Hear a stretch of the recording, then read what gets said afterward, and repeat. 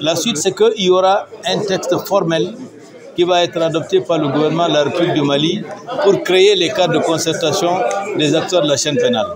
Notre souhait, c'est que cela arrive vite pour que les pays voisins qui se sont inspirés de l'exemple du Mali, qui ont pu avancer dans le processus jusqu'à formaliser, jusqu'à institutionnaliser le cadre, que nous puissions nous aussi à notre tour formaliser les cadres de concertation.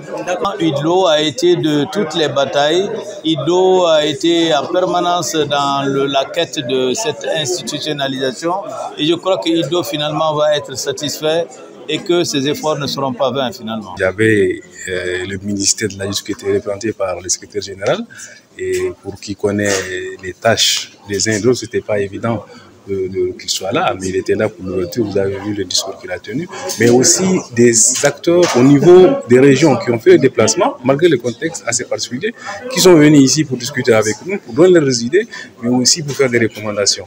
Donc la participation était vraiment à hauteur de souhait.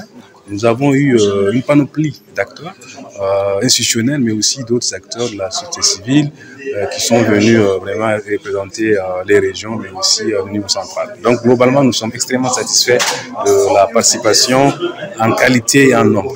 Ce document qui est pour le moment au stade de draft, en réalité sera partagé déjà avec le DNAJS, donc la direction nationale de la justice et des affaires judiciaires et du pardon, et qui est donc été l'organisatrice de cet événement. Nous étions juste en support. Donc la DNAJS va s'occuper de faire un travail à l'interne. Il y a une commission, vous le savez certainement, législative permanente qui siège à la DNAJS. Donc c'est à eux maintenant de faire le travail. Nous ne sommes pas à l'État, nous ne sommes que des partenaires d'appui. Donc maintenant c'est à l'État, à la DNAJS à travers sa commission législative de faire le travail de consolidation et par la suite au ministère de la Justice de prendre un décret s'il est jugé nécessaire. Mais nous étions tous là.